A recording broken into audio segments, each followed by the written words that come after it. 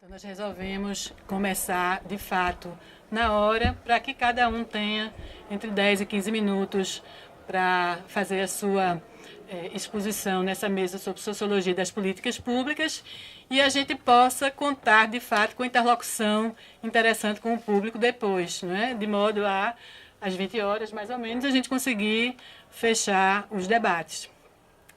Ainda estamos aguardando a professora Clarice Seixas, mas vamos já iniciar os trabalhos da noite. E aí, quando ela chegar, ela pode se aproximar da mesa, né? Eu vou fazer o papel aqui apenas de coordenadora dos trabalhos.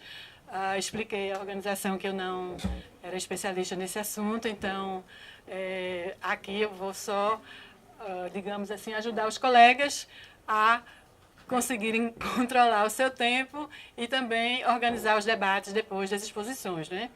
O tema, de fato, é um tema que está palpitante, há diferentes posições em relação a essas questões, e aí é interessante se a gente puder contar com essas diferentes abordagens, pontos de vista, até em função do próprio título da mesa, entre os integrantes aqui da mesa, né?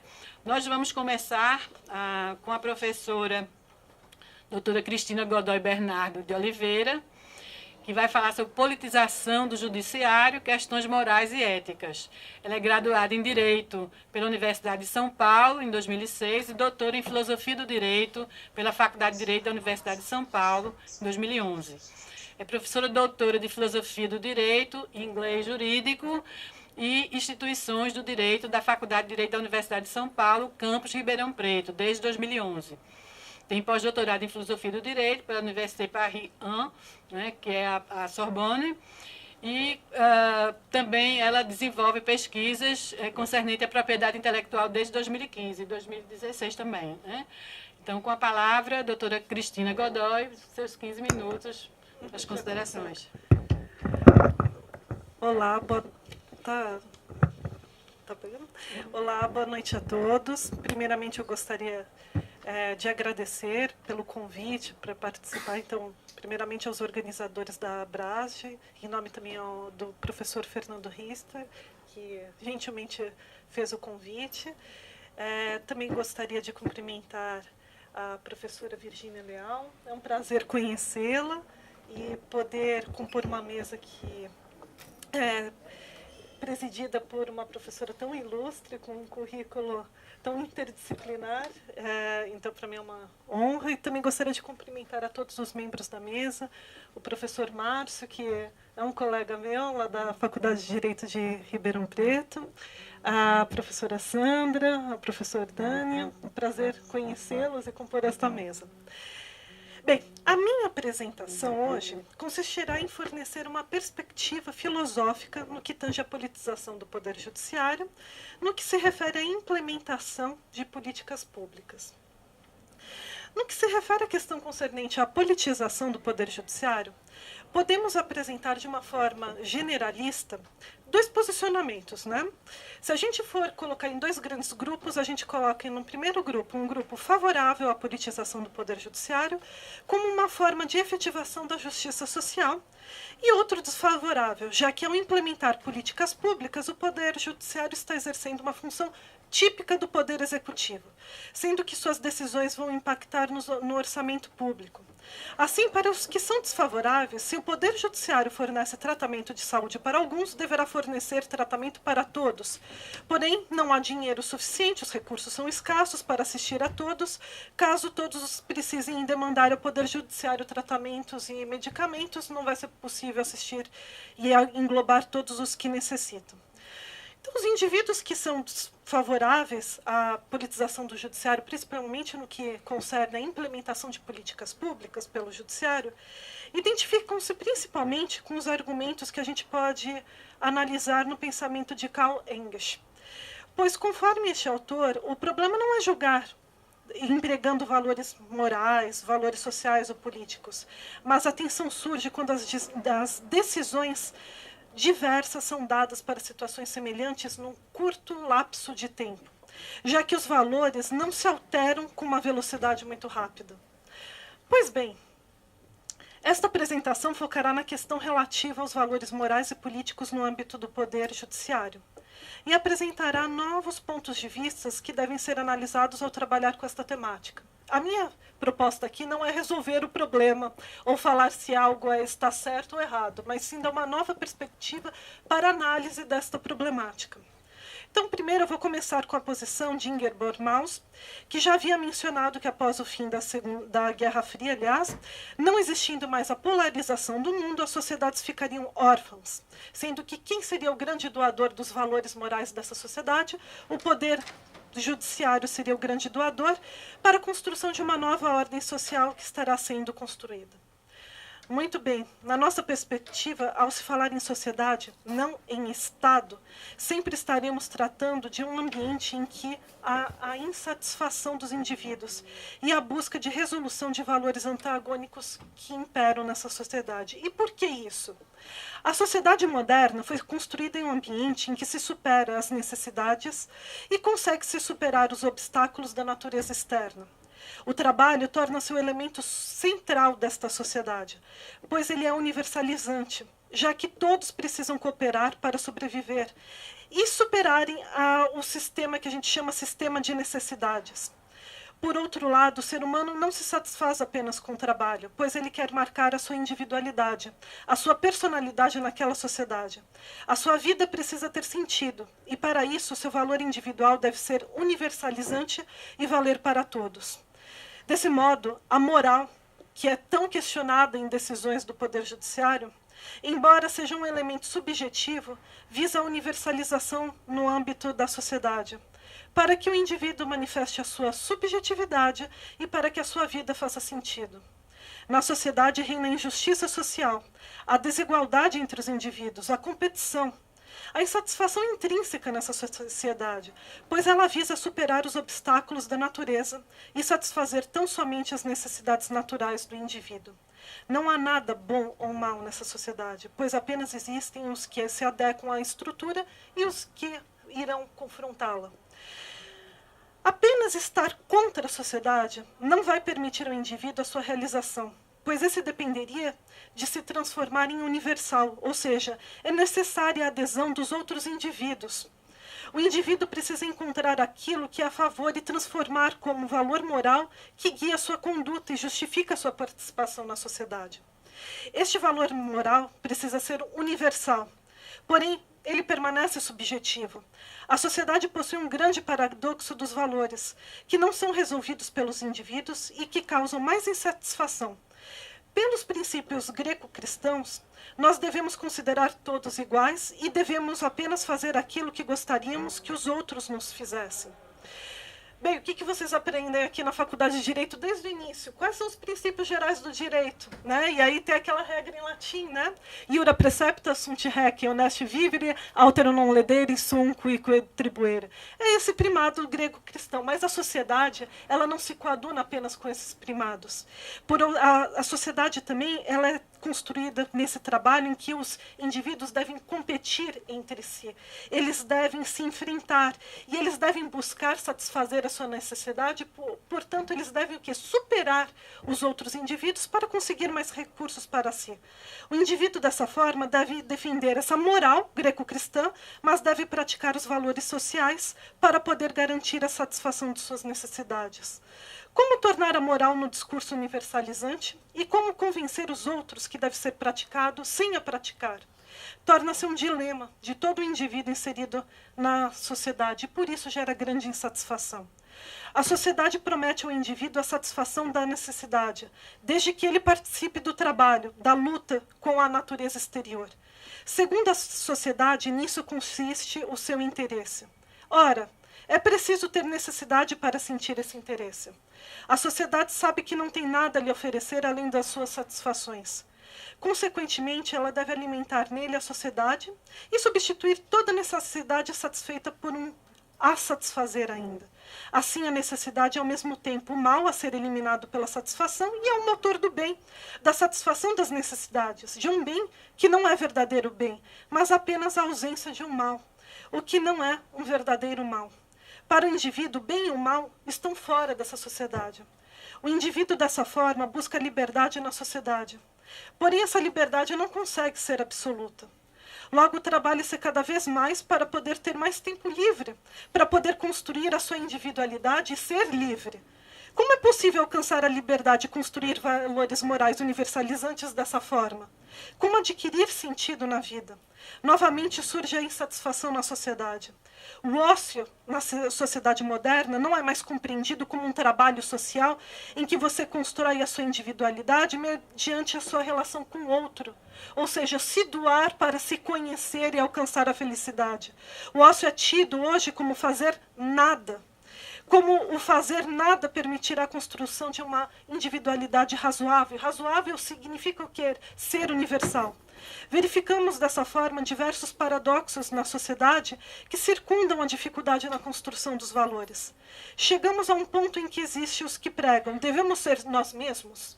Isso nada mais além disso. Como ser a si mesmo pode ser um guia de ação possível? Esse primado apenas serve para permitir que o indivíduo se desdobre em sujeito vivente e sujeito observador de si mesmo, fugindo da obrigação de formar-se e transformar-se. Esse indivíduo sempre estará sendo coagido pela sociedade, pela tradição moral viva, e as duas juntas, pois tudo que está na sociedade o coage e o torna um ser violento. A moral da sociedade moderna e a moral pura, no seu sentido puro da palavra, ligam-se por uma contradição. Trata-se da injustiça da sociedade, que pretende ser justa e perfeitamente organizada. Segundo a sua linguagem, trata-se do fato de que o pensamento moral, porquanto busca um sentido para a vida do indivíduo, não produz nenhum conteúdo concreto, mas se limita a exigir a liberdade para a criação privada de um sentido privado. A moral deveria ter um conteúdo, mas não pode adquiri-lo, pelo menos um que seja legítimo. Tudo que é histórico, e isso significa fortuito, arbitrário e sem validez. Assim, a sociedade não vive segundo o que prega, e descobre que a injustiça está presente em toda parte. Ela não se engana, mas não vê que a moral só é válida, só tem sentido para seres imperfeitos. A moral vale para indivíduos que querem se aperfeiçoar. A reflexão observa que toda moral viva é histórica. Novamente, ela tem razão, mas erra quando infere que toda moral viva é fortuita, pois isso só poderia ser verdadeiro a partir de um ponto de vista transhistórico, que permitisse distinguir a verdadeira moral concreta das falsas. Tal ponto de vista não existe para o homem. Até mesmo a ideia desse ponto de vista é concebida na história. E foi a projeção dessa história que conduziu à concepção e o conceito universal. E assim tornou-se possível a exigência de uma forma pura. É a moral viva que, transformando-se, produziu a exigência da universalidade da moral. Não se trata de encontrar um conteúdo para uma forma vazia, mas de informar o que é como que a realidade engendrou com essa exigência real. Nada muda quando constatamos que a sociedade está em conflito com a moral viva, no que está nessa parte de tradicional, automático, ou que ela põe em questão o que quer por muito tempo ser indiscutível. Ao contrário, é precisamente essa tensão que torna compreensível a nossa história e faz com que tenhamos chegado ao ponto onde chegamos. As formas válidas até ontem podem hoje constituir obstáculos, não só ao progresso da sociedade, mas, sobretudo, à realização da justiça, segundo a moral viva que conduz e sustenta essa sociedade. Todavia, só na tomada de consciência de sua própria história que a comunidade julga a si mesma, vista da nova universalidade concreta que quer se realizar. A moral de toda a comunidade é histórica, e só assim se compreende numa compreensão que também é histórica. O histórico pode ser sempre superar-se, mas é na história que ela se supera. O universal é produto do particular e se compreende como tal. Caso queira compreender-se e não apenas desvalorizar tudo o que é pelo fato de ser particular. O histórico deu origem ao que julga, mas o próprio juízo é histórico. Por temporal, que a gente possa o chamar, no sentido de que a mesma questão onde é posta, se é posta e quando é, recebe a mesma resposta, que não é do tipo das que são dadas as questões que desejamos esquecer depois de resolvidas, mas das que constituem uma tarefa razoavelmente compreendida e que deve ser realizada razoavelmente no mundo como ele é, e razoavelmente, novamente lembrar, razoável é ligado ao universal. Esse foi o motivo que Hegel inseriu a história do mundo na eticidade, na Sittlichkeit, ao passo que a moral encontra-se no momento da moralidade subjetiva, plano de uma consciência ainda abstrata e não livre. Dessa forma, ao se estudar a politização do judiciário, no que tange a implementação de políticas públicas, deve-se observar que se está questionando a possibilidade de decisões guiadas por valores políticos ou morais de um indivíduo ou de indivíduos que compõem o poder judiciário. Logo, essa moralidade precisa ser histórica e conectada com essa ideia universal. Desse modo, não é possível acreditar que apenas um grupo de magistrados possam fornecer um sentido de moral viva, universal, pois essa deve ser fruto da história que se consubstancia na atividade do legislativo, que deve produzir leis que se identificam com a moral dessa sociedade viva. Decisões pautadas em moral desconectada de historicidade não são boas nem ruins, apenas se consubstanciam como resultado de uma insatisfação da sociedade, não gerando a transformação e seu aprimoramento. O perigo da politização do judiciário não está exatamente na questão de impactar o orçamento, mas sim no significado dessa conduta. O judiciário torna-se como doador de valores, sobrepondo-se ao executivo e ao legislativo, podendo acarretar o quê? O autoritarismo e as decisões desconectadas com a historicidade da sociedade. O caso da decisão acerca da infidelidade partidária é um grande exemplo em que se decidiu que o mandato político pertencia a quem? Aos partidos e os trânsfugas eram denominados como imorais, logo devem perder o mandato, ou seja, tinha uma valoração moral dos magistrados em relação àqueles que foram infiéis aos seus partidos. Ora, a maior parte dos infiéis foram reeleitos em novas eleições, verificando-se que a moral desta decisão não representava a historicidade da sociedade. E, portanto, o que eu queria mostrar como perspectiva de análise da politização do Poder Judiciário na implementação de políticas públicas é o desdobramento. A questão não está na implementação de políticas públicas. A questão não é de reconhecer que a sociedade é injusta. Sempre haverá essa insatisfação. A questão é considerar que o Poder Judiciário deve ser o doador de valores para uma sociedade. Porque quando a gente fala que são valores morais dos magistrados, não é essa moral viva ligada à historicidade. Então, o principal é não se desconectar da história, que a história permite reconhecer quem fomos, quem somos e para onde vamos. Ou seja, nós devemos sempre buscar o aprimoramento. E moral subjetivo e tentativa de a sua individualidade se reconhecer no universal, não é possível conseguir essa justiça social que nós tanto buscamos. E com isso eu finalizo. Agradeço a atenção de todos. Obrigado. Boa noite. Nós agradecemos a doutora Cristina Godoy a sua apresentação sobre o tema, seu ponto de vista, né, sobre a sociologia das políticas públicas, a partir dessa questão que está na ordem do dia, que é a politização do judiciário, né? Também fez no tempo, isso vai ajudar depois a abrir o debate, com certeza muitas questões foram postas para a gente debater aqui.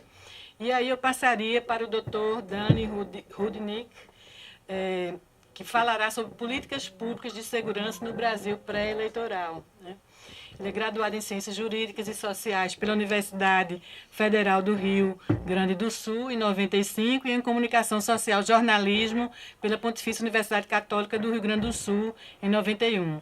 Mestre em Direito pela Universidade do Vale do Rio dos Sinos, em 99, e doutor em Sociologia pela Universidade Federal do Rio Grande do Sul, em 2007. É professor no programa de pós-graduação em Direito do Centro Universitário Ritter dos Reis e docente e colaborador do PPG Segurança Cidadã da Universidade Federal do Rio Grande do Sul. Atua junto ao Ministério da Educação, INEP, como avaliador de curso e na Comissão de Direitos Humanos da Ordem dos Advogados do Brasil, a seccional Rio Grande do Sul. Tem experiência na área do direito, com ênfase em direito penal e sociologia da violência, em questões referentes à polícia e presídios. Além da vivência acadêmica, dedica-se à advocacia e milita junto ao Movimento de Justiça e Direitos Humanos do Rio Grande do Sul.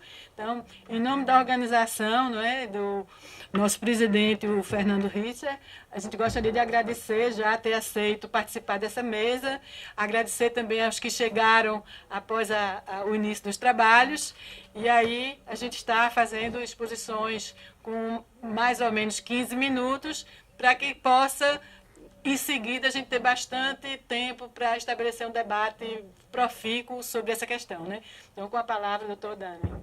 Obrigado, professora Virgínia. Eu agradeço em seu nome ao convite realizado pela Abrasd. É sempre um prazer participar dos congressos da Abrasd. Saúdo os ouvintes, a plateia.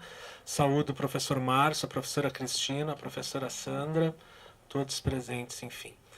A ideia de falar sobre políticas públicas se conecta muito com o fato de eu lecionar em cursos de especialização e agora no mestrado profissional de segurança pública, segurança cidadã. Pensar hoje segurança pública, uma política de segurança pública, me remete imediatamente às dificuldades de se pensar nesses temas na véspera de uma eleição como a que a gente está vivendo agora. Existem várias escolas que pensam sobre isso.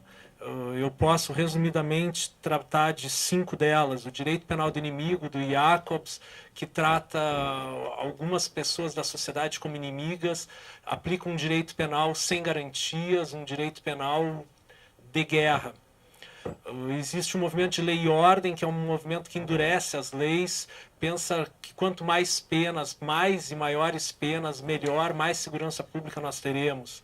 Existe o direito penal tradicional, que é o direito penal que cotidianamente a gente estuda nas faculdades de direito. Eu sou professor de direito penal, então é o direito que eu leciono, o manual de direito penal, o código de direito penal.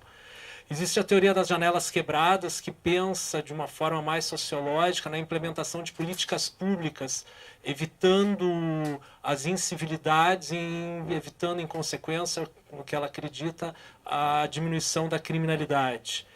E existem as teorias críticas, o minimalismo do professor Barata, o garantismo do professor Ferrajoli, o abolicionismo do Nils Christie. Existem uma série de teorias que pensam a segurança pública. Agora, o que acontece conosco? Nós temos instituições jurídicas, instituições na segurança pública que são extremamente conservadoras. A polícia é extremamente conservadora. A prisão, a instituição prisão, as instituições prisionais, os agentes penitenciários são extremamente conservadores. E eu estou falando em regra aqui porque nós temos pouco tempo, não dá para entrar nos detalhes. E o Poder Judiciário é extremamente conservador. E aí eu teria uma discussão com a professora Cristina, quando ela fala nos valores morais do judiciário, né? Eu acho isso muito interessante, mas trabalhando com o Pierre Bourdieu, eu trabalho com a ideia de que o poder judiciário é extremamente conservador quando não reacionário. Então, assim, os valores morais do poder judiciário, para mim, são os valores morais da classe dominante. E aí nós teríamos uma situação que é: o poder judiciário pode melhorar algo para todos se ele também representa uma classe, se ele também representa um grupo determinado. Mas, enfim, antes de chegar no Poder Judiciário, eu queria levantar algumas questões de ordem mais prática. Eu estou trabalhando atualmente na perspectiva de conhecer as propostas dos candidatos a presidente no que tange à segurança pública. Não dá para começar a desmiudar todas elas aqui. Se encontra na Folha de São Paulo, se encontra na Globo, as propostas dos candidatos na área, a Veja também tem, uma série de órgãos de imprensa, fora os próprios programas dos candidatos, por óbvio, vem apresentando as opiniões deles sobre isso, não só deles, como dos seus assessores diretos que estão preparando os planos de segurança pública. É interessante que tem alguns colegas, alguns pensadores da área da sociologia, principalmente, da sociologia da violência, que estão preparando esses projetos. Mas o mais interessante disso tudo é quando a gente começa a ler os projetos. Porque os projetos que versam sobre polícia dizem: nós precisamos de uma academia de polícia para melhor formar os policiais. Alguns defendem o armamento da população como uma forma de garantir a segurança pública, outros preferem manter o Estatuto do Desarmamento. A maior parte deles diz: nós precisamos de mais policiais e mais equipamentos. Principalmente, nós precisamos de integração das polícias em nível nacional, em nível federal. Tem que unificar as polícias regionais, militares, civis, com a Polícia Federal, com a rodoviária federal, enfim. As propostas são as mesmas. Em alguns momentos a gente vê algumas questões interessantes, mas a gente fica pensando o que elas têm de sério. O PSTU tem um discurso fantástico em alguns momentos, mas que ele acaba chocando com a realidade. O PSTU diz: o problema da violência é o problema do capitalismo. Nós temos que acabar com o capitalismo, implantar o socialismo e vai melhorar, porque a violência, a criminalidade redunda das discrepâncias, etc. e tal. Porém, se a gente analisar os dados concretos da realidade social nos últimos tempos, nos governos Lula, nos governos Dilma, mesmo quem não goste dessas pessoas, desses presidentes, tem que convir que a pobreza diminuiu, houve um decréscimo da pobreza. E ao mesmo tempo que há um decréscimo da pobreza, há um aumento da criminalidade. Então a gente se toca com uma questão que não fecha. O discurso da esquerda, que sempre foi: vamos diminuir as desigualdades sociais, que vai melhorar a segurança pública, isso não fecha, isso não está correto. Nós temos que estudar mais para saber de fato o que fazer para conter a criminalidade. Quando se pensa na prisão, o discurso é ainda mais fácil. Todo mundo fala que o sistema está um caos, que nós temos que melhorar os presídios e que nós temos que aumentar o número de vagas.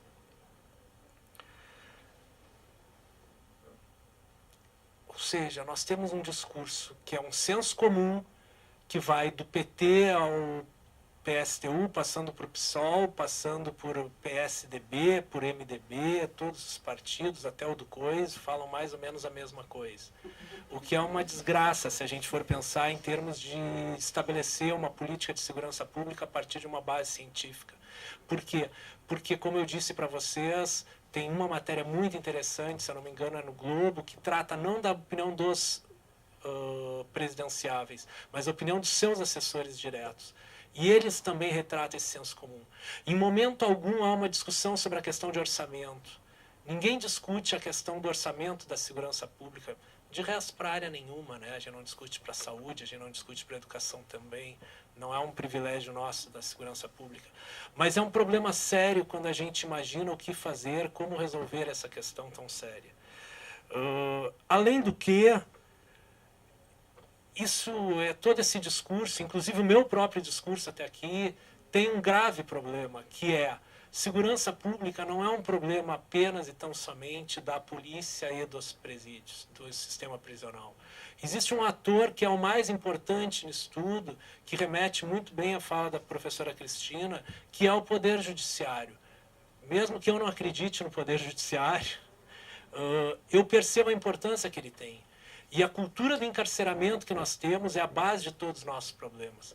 Quando a gente pensa num sistema de segurança pública cujo fundamento é prender, e prender não sei para quê, porque existe todo um discurso, mas esse discurso há muito já foi criticado, há muito já foi mostrado que ele é inverídico, que é o das políticas da ressocialização, da reintegração, readaptação, de todas as políticas quando sabe que isso é falso, o encarceramento não vai resolver. Ele é adotado há muito tempo no Brasil, e se a gente analisar os dados de novo, o Brasil vem aumentando a sua população carcerária, e a criminalidade também vem aumentando. Assim como a diminuição da pobreza não vai fazer diminuir a insegurança, o aumento da população carcerária não vai aumentar a segurança. Nós temos paradoxos que nós temos que resolver com seriedade, nós temos que buscar uma política pública com seriedade, que seja pautada em orçamento, em realidade. Vários países já fizeram isso, né? Nós sabemos do caso de Nova York, nos Estados Unidos, outras cidades, Washington, que tinha uma criminalidade altíssima, que conseguiram reverter isso. Nós temos, para não dizer que isso apenas acontece em países do primeiro mundo, com uma situação muito diferente da nossa, nós temos a realidade da Colômbia, Nós temos modelos de países de todas as formas que conseguem trabalhar isso. Agora, certamente, eles não trabalharam isso através das suas agências de controle social, das agências públicas de controle social. Enquanto a gente não discutir com o Poder Judiciário qual é a função do direito penal, qual é a função do sistema de segurança pública, nós não conseguiríamos progredir. A questão que se põe para pensar políticas públicas de segurança pública é uma seriedade no agir, sem preconceitos, por assim dizer. Eu detesto essa palavra sem preconceitos, porque hoje isso me parece um discurso neoliberal. Eu estava numa reunião da OAB, que eu faço parte da Comissão de Direitos Humanos, e um conselheiro chegou e disse: nós não devemos ter preconceitos, nós temos que privatizar o sistema penitenciário. Direitos humanos não são de direita nem de esquerda. Aliás, direita e esquerda não existe. É óbvio que existe. A gente teve que bater boca, por quê? Porque direitos humanos certamente têm um compromisso político, seja ele de direita, seja ele de esquerda, mas tem um compromisso político, a gente não pode fugir disso. E quando a gente pensa uma política pública, tem que ter um compromisso político. E esse compromisso político já existe hoje. A ausência de uma política efetiva de segurança pública é uma política de segurança pública. Quando a gente opta por não trabalhar seriamente a questão da segurança pública, a gente está fazendo uma política de segurança pública. A gente poderia adotar o movimento de lei e ordem, eu não gosto, mas poderia. A gente poderia adotar ideias das teorias críticas, poderia. A gente não poderia, de forma alguma, apoiar o direito penal do inimigo, como a gente não pode, de forma alguma, eleger o coiso, porque ele está fora do Estado democrático de direito. Agora, dentre as correntes que nós temos de direita e de esquerda que pensam a segurança pública, nós temos que fazê-lo com seriedade. E, infelizmente, o que eu percebo hoje, nesse período pré-eleitoral, é que se repete o modelo de sempre. Se está apresentando um modelo de senso comum que agrade o seu eleitorado, mas que não traz, de fato, alguma ideia que seja nova, que seja talvez efetiva. Porque tudo isso que eu falei para vocês, academia de polícia, mais integração, isso é o senso comum, isso é básico. Todo mundo já sabe disso, todo mundo já aplicou em determinado momento isso. Só que apenas isso não vai resolver o nosso problema. O nosso problema com políticas públicas é questão de orçamento e de seriedade. E, infelizmente, hoje a gente não percebe isso no nosso país. Obrigado.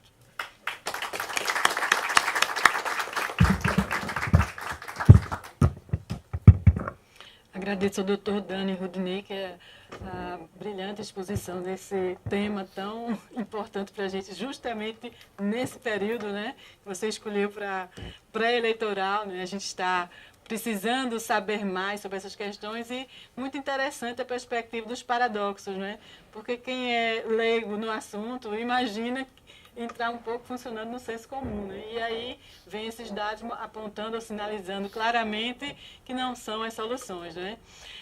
Na verdade, essa cultura do encarceramento tem tudo a ver com as várias concepções ou áreas que podem contribuir para entender a violência, né? Seria uma possibilidade de se pensar em algumas sedes interessantes. Então, agradeço a sua exposição e vamos passar agora para a exposição da doutora Sandra Regina Martini, que possui graduação em Ciências Sociais pela Universidade do Vale do Rio dos Sinos, em 83, mestrado em Educação pela Pontifícia Universidade Católica do Rio Grande do Sul e doutorado pela Universidade degli Studi di Lecce, na Itália, em 2001. Pós-doutorado em Direito pela Universidade de Roma, né? E pós-doutorado em Políticas Públicas pela Universidade de Salerno, em 2010. Foi professora titular da Universidade do Vale do Rio dos Sinos e da Escola Doutoral Internacional Túlio Ascarelli, né? Do Vale do Rio dos Sinos. Enfim, foi diretora da Escola de Saúde Pública do Rio Grande do Sul, de janeiro de 2007 a fevereiro de 2011. Foi membro também de janeiro de 2008 a dezembro de 2013 do Conselho Superior da Fundação de Amparo à Pesquisa do Estado do Rio Grande do Sul, né? E atualmente é pesquisadora de Produtividade 2 do CNPq, coordenadora do mestrado em Direitos Humanos e professora do Centro Universitário Rita dos Reis, a Uniriter, professora visitante também no programa de pós-graduação em Direito da Universidade Federal do Rio Grande do Sul, avaliadora do Bases do Ministério da Educação e Cultura do Instituto Nacional de Estudos e Pesquisas Educacionais, o INEP, né? Parecerista do CNPq, conferencista tanto aqui no Brasil quanto no exterior, membro da Rede Ibero-Americana de Direito Sanitário, tem experiência na área do direito, com ênfase em sociologia jurídica e atuando principalmente nos temas da saúde pública, das políticas públicas, da sociologia jurídica, sociedade e direitos humanos. Então, com um currículo tão amplo, tão diversificado, né, com experiência larga, nós vamos ter realmente um prazer muito grande em ouvi-la. Seja muito bem-vinda. São os votos da coordenação. Eu preparei um tema, pretendia falar de políticas públicas, revisitei o meu pós-doutorado na Universidade de Salerno, onde a gente discutiu muito o rumo das políticas públicas. E depois, quando eu me debruço sobre o título desta mesa, não tenho nada o que falar, porque não existe sociologia das políticas públicas. Então, o que eu trago para vocês não é propriamente uma conferência, não é uma fala, mas é uma grande dúvida. E a minha situação ficou muito mais complicada quando, mais ou menos uma hora atrás, eu falava com o professor Manuel Calvo Garcia, que é uma grande referência no mundo em termos de sociologia jurídica, que está aqui presente. E ele me disse: pois, Sandra, eu dou aula num curso de especialização em sociologia das políticas públicas. Então, eu realmente estou quase que num beco sem saída, porque me parece que nós precisamos ter um pouco mais de atenção com aquilo que nós estamos fazendo com a sociologia. E eu não quero retomar o discurso de Jean Carbonnier dos anos 60, dos anos 70, de Eliane Botelho Junqueira dos anos 90, de Cláudio Souto nos anos 70, quando se falava se nós estávamos tratando de uma sociologia jurídica, de uma sociologia para o direito, de uma sociologia do direito, de uma sociologia dos sociólogos ou de uma sociologia dos juristas. Não sei se não quero, talvez eu queira. Na verdade, o que eu quero saber é o que nós estamos entendendo pelos limites de uma ciência, pelos limites de uma teoria, e até onde nós podemos dizer que nós temos uma sociologia das políticas públicas. Eu, sinceramente, não me sinto habilitada para falar de uma sociologia das políticas públicas.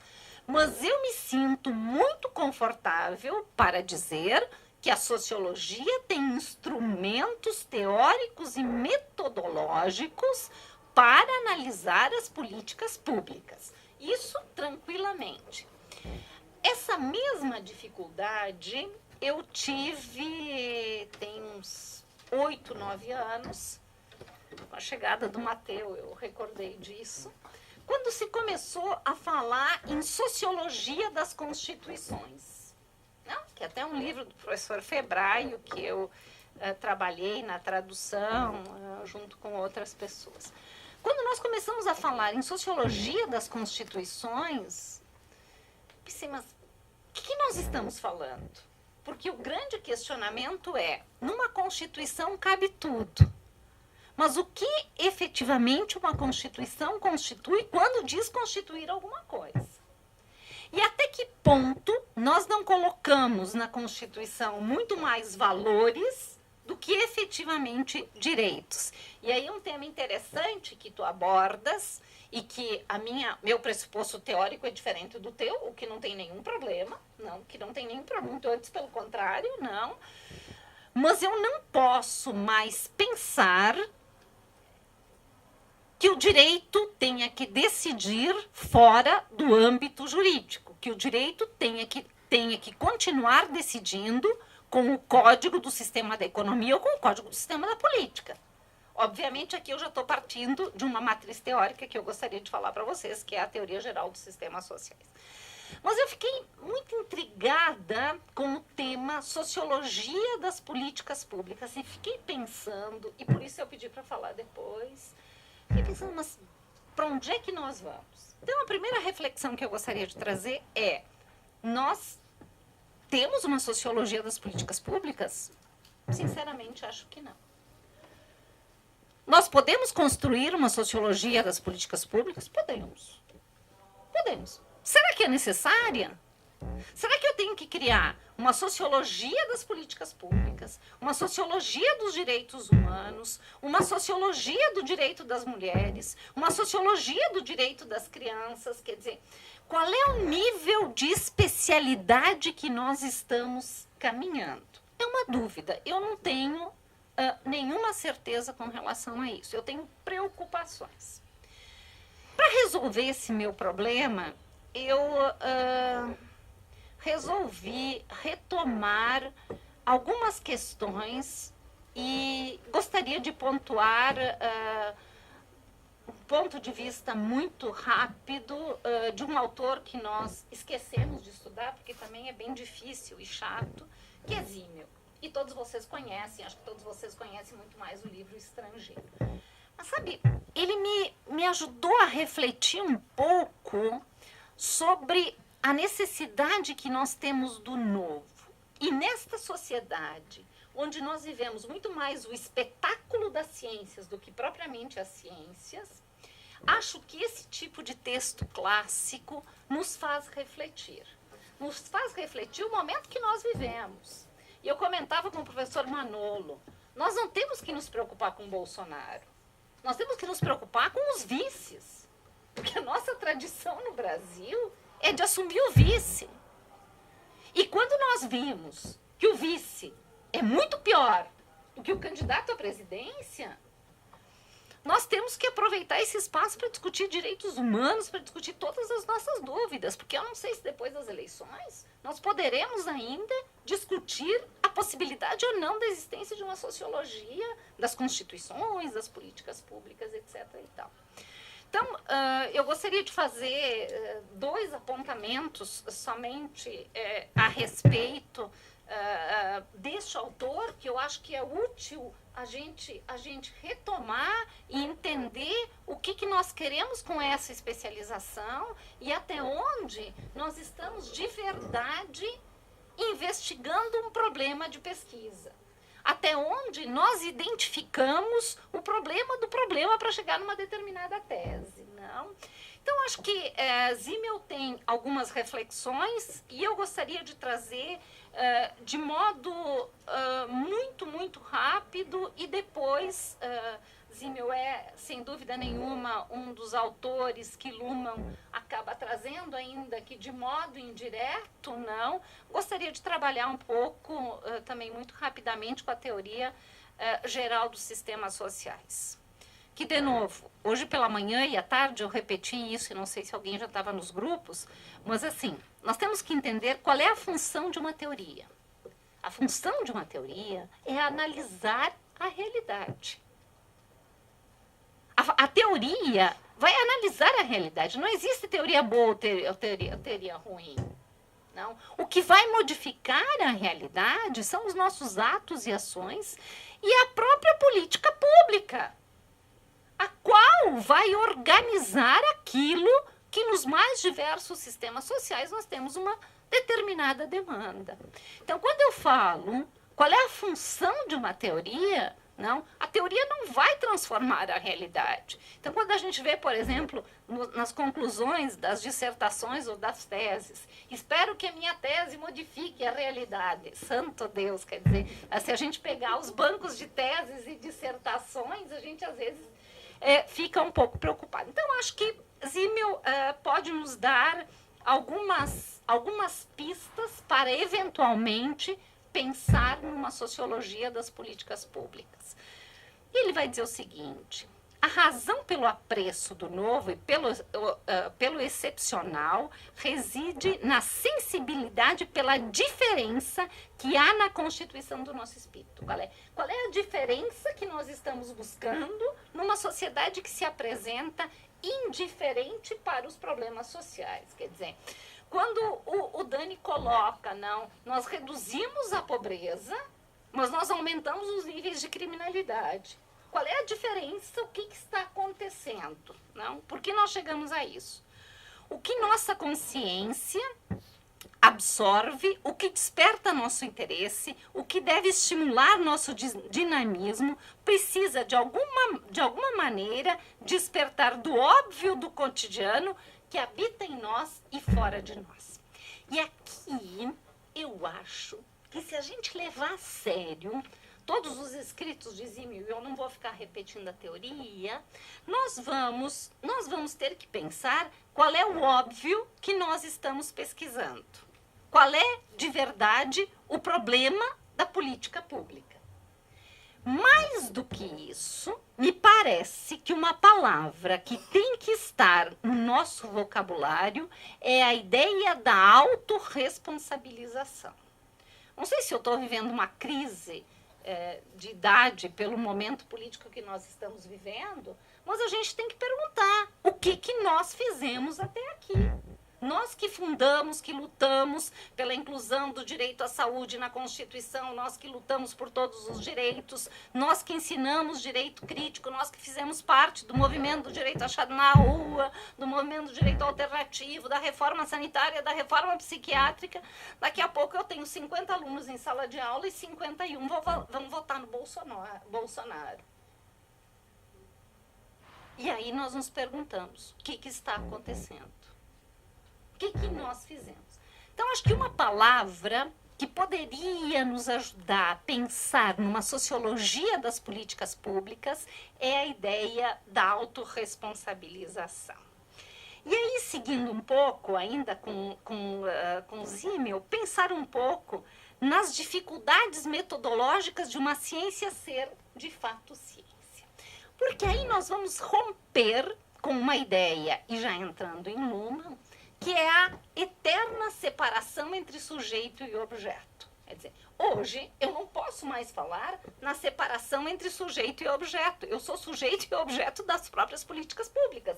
Mais do que isso, eu posso analisar as políticas públicas somente através da própria sociedade. Quando eu observo, eu indico, eu estabeleço uma diferença. Ora, quando eu indico, quando eu observo, quando eu estabeleço uma diferença, eu estabeleço a partir de algum referencial teórico. Qual é o referencial teórico que nós temos para falar de uma sociologia das políticas públicas?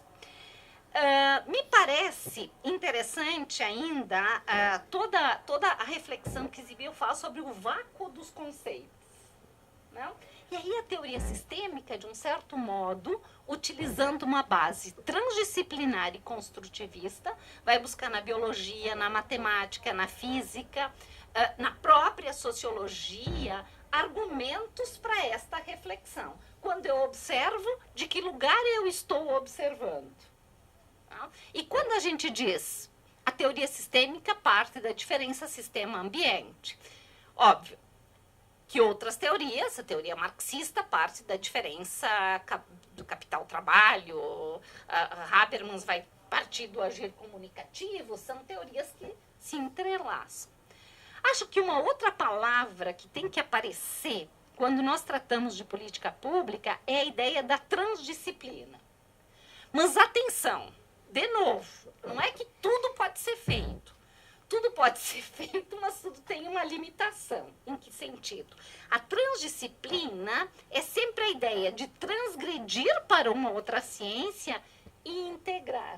Então, quando eu vou pensar numa sociologia das políticas públicas, eu tenho que pensar quais são as áreas que vão fundamentar aquilo que eu estou querendo construir com esta nova área do conhecimento. E aí me parece que o instrumental da teoria geral dos sistemas sociais desenvolvidos por Luhmann, especialmente toda a teorização e toda a reflexão sobre o paradoxo da inclusão e da exclusão, pode ser um dos referenciais. Porque o que nós vamos observar? Essa sociedade é uma sociedade em rede, é uma malha de comunicações, é uma sociedade onde todos nós somos incluídos. Não? Hoje, todos nós temos o direito a ter direitos. Pensa no livro do Bob, Eu Era dos Direitos, todas as... Bom, o que acontece hoje? A minha inclusão, muitas vezes, ela se dá não pela inclusão, não porque eu tenho direito ao direito, ela se dá pela exclusão. Por exemplo, quando diretores de presídio, no final do ano, anunciam quantos cidadãos foram alfabetizados. Ou então, quantos tiveram acesso a dentista, a médico, a serviços de saúde, etc. E tá bom? Então, eu preciso cometer um crime para a prisão para ter direito ao direito? Quer dizer, me parece que um fundamento importante que a teoria geral dos sistemas sociais pode nos dar é o paradoxo da inclusão e da exclusão. Um outro conceito que me parece altamente relevante é o conceito de complexidade. E a ideia de que, na sociedade atual, cada vez que eu reduzo a complexidade, eu, ao mesmo tempo, incremento a complexidade. E aí a gente pode voltar para a nossa Constituição. Quando a Constituição diz todos têm direito à saúde pública gratuita, à educação pública gratuita, etc., etc., a nossa Constituição ela não estabelece um programa de como fazer isso. E aqui está o nosso problema, não? Quando eu digo todos têm direito à saúde, eu reduzo a complexidade, porque o movimento pela reforma sanitária no Brasil foi muito forte. O movimento, aliás, eu acho que no Brasil, na década de 80, nós tivemos, de modo geral, 3 grandes movimentos. Não, acho que um dos movimentos importantes foi os movimentos pela luta pela terra, em especial o MST, mas houveram outros movimentos. O movimento pelo direito à saúde, a reforma sanitária, a reforma psiquiátrica, e os movimentos de crítica ao direito. Daí eu penso no direito achado na rua, penso no movimento do direito alternativo, direito de psicanálise, reforma do ensino jurídico, etc. e tal. A educação também teve movimentos importantes, mas de um certo modo nós já tínhamos talvez a educação até melhor consolidada do que nós temos hoje. Hoje acho que nós temos mais fábricas do que efetivamente escolas. Não? Se a gente pensar em termos de pós-graduação, nós tínhamos até o ano de 98, não chegávamos a 20 programas de doutorado no Brasil. Hoje nós passamos dos 100 e poucos programas e assim vai. Então, acho que um outro conceito importante poderia ser esse jogo da complexidade, que cada vez que eu reduzo a complexidade, eu ao mesmo tempo, já termino, cada vez que eu reduzo a complexidade, eu ao mesmo tempo incremento. Ou seja, quando eu digo que todos têm direito à educação, eu resolvi um problema. Resolvi um problema criando um novo problema. Como é que eu vou programar isso? E esse é o papel das políticas públicas. Talvez essas minhas reflexões inconclusas possam nos ajudar a pensar na eventualidade de uma sociologia das políticas públicas que eu, por enquanto, não a vejo. Muito obrigada. E nós agradecemos à professora Sandra Martini essa sua forma de dividir conosco, não é, com o auditório e com os próprios colegas de mesa, as suas preocupações, não é? Então, em vez de trazer suas certezas, digamos assim, foram preocupações que vão alimentar bastante o debate, a partir, por exemplo, da perspectiva aqui colocada da teoria geral dos sistemas, dos paradoxos, da complexidade, enfim, que são questões complexas para a gente que está, né, trabalhando com pesquisa, mas exatamente nesse momento a complexidade ainda fica maior, quando ela traz Ou reduzir, né? Porque ela vai acabar. quando ela traz essa preocupação de quem teve um percurso, né? De quem viu uma sociedade que avançou em relação a muitas questões, né? E de repente a gente vê uma caminhada aí que a gente não está conseguindo entender, né? Ou conseguindo entender, mas não acreditando que seja possível, né? Bom, eu passaria agora a palavra para o nosso professor Márcio Henrique Pereira Ponzilacqua. Ele é professor associado da Faculdade de Direito de Ribeirão Preto, né, da USP, com livre docência em Sociologia do Direito, em 2014. Possui graduação em Direito pela Universidade Estadual Paulista Júlio de Mesquita Filho, em 95. Graduação em Teologia pelo Instituto Teológico de São José do Rio Preto. Mestrado em Estudos Linguísticos pela Universidade Estadual, também Paulista Júlio de Mesquita Filho. Doutorado em Política Social pela Universidade de Brasília, em 2007. E pós-doutorado em Sociologia do Direito pela Universidade da Picardia, na França, e em Sociologia do Direito da Religião, em Estrasburgo. Ministro das disciplinas de Sociologia Geral, Sociologia do Direito e também de Direito Eclesiástico, no curso de Direito da Faculdade de Direito de Ribeirão Preto. Suas pesquisas envolvem especialmente a Sociologia do Direito, especialmente nas vertentes Sociologia do Direito da Religião e Sociologia Ambiental do Direito, com ênfase nos seguintes temas: direitos coletivos, direito e religião, políticas públicas e desigualdades sociais, ética e cidadania, liberdade de convicção e crença, instituições e comunidades na nova ordem mundial. Né? Então, com um currículo assim, bastante transdisciplinar aqui, em várias áreas, nós estamos muito satisfeitos em contar com a sua presença, que falará sobre as intersecções entre direito e políticas públicas, indagações epistemológicas e desafios sociojurídicos. Então, seus 15 minutos. Bem, boa noite a todos, a todas. Eu agradeço o convite da coordenação da ABRAT, na pessoa do professor Fernando Rister. Tive hoje o prazer de conhecer a professora Virginia Leal, fazendo algum intercâmbio no campo da linguística, da linguagem. Tivemos um debate muito interessante no grupo de pesquisa. A professora Cristina, com quem trabalho também na Faculdade de Direito. Agora a professora Sandra, que tenho o prazer de conhecer, e o professor Dani, né? Acho que as minhas indagações, elas são sucedâneas à da professora Sandra, vão no mesmo caminho. Quando eu vi esse tema, a gente que talvez transitou pela chamada ciência da política pública, por política social, a gente acha muito esquisito. Eu, pelo menos, achei muito esquisito esse título, Sociologia das Políticas Públicas. Até porque, mesmo as especializações da sociologia, elas geralmente são sobre fenômenos substantivos, não sobre fenômenos acidentais, usando um pouco termos da filosofia, né? Ou seja, discutimos sociologia da religião, sociologia política, sociologia econômica, sociologia até da violência, mas são fenômenos que têm menos especializações, menos configurações instantâneas, né? Então esse termo me causou alguma espécie. E depois, porque a complexidade aí é bastante grande, você transita em várias intersecções epistemológicas, vários tipos de ciência que se comunicam, são conexas, mas não necessariamente se confundem. Então nós precisamos, vou tentar na minha fala, limpar um pouco essa era, né? E tentar organizar o que nós estamos dizendo com relação a isso, numa perspectiva que é a perspectiva do Congresso, que é da Sociologia do Direito. Então o objetivo é analisar a relação entre direito e políticas públicas, com o fim de perscrutar soluções e caminhamentos de eventuais respostas no âmbito sociojurídico. As duas são dois grandes eixos de análise com os quais eu pretendo lidar. Indagações epistemológicas, que são na mesma linha da professora Sandra, ou seja, que relações de sentido interdisciplinares existem entre os campos da ciência do direito e da política social, e como isso pode desembocar numa espécie de sociologia das políticas públicas, né, que ainda me causa espécie.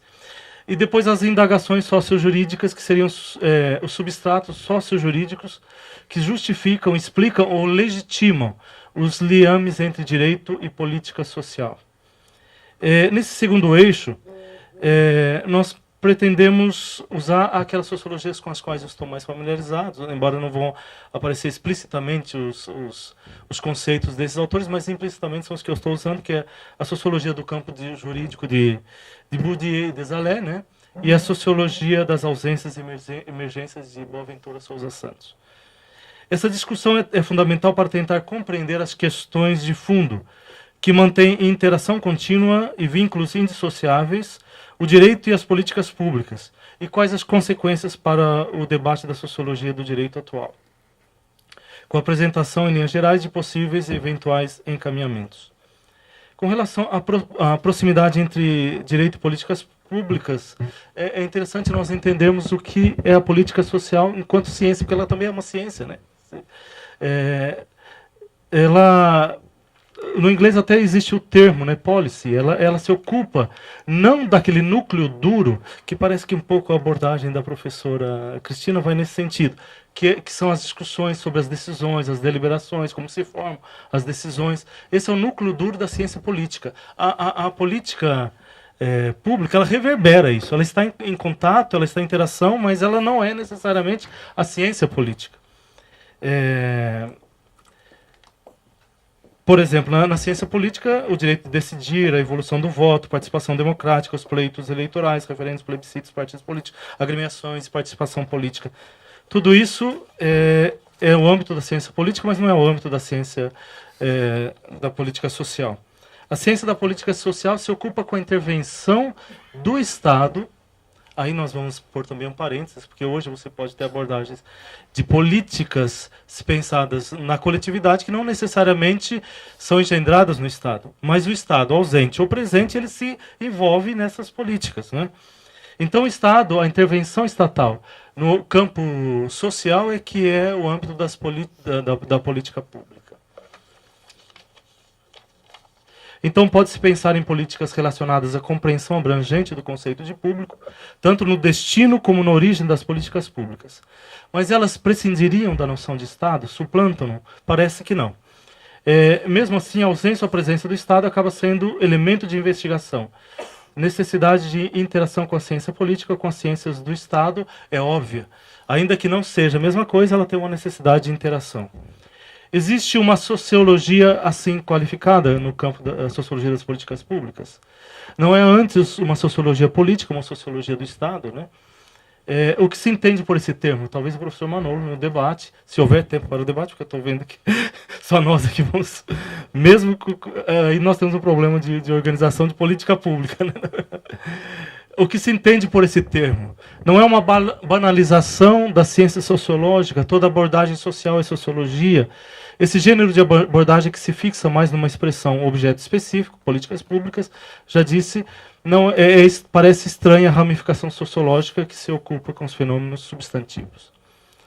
A relação entre a política social e o direito, ainda no campo da epistemologia, a política social visa estabelecer parâmetros de intervenção do Estado no domínio eminentemente social, é dizer, especialmente voltada para os direitos humanos, e em particular para a dimensão social dos direitos humanos. Não se restringe, mas sobreleva os direitos sociais, tais como direito à educação, saúde, habitação, mas com confluência explícita de outras dimensões, como aquela atinente aos direitos civis, especialmente às liberdades, como as de convicção e crença, liberdade de opinião, imprensa e divulgação, mas também aqueles direitos de associação e participação política.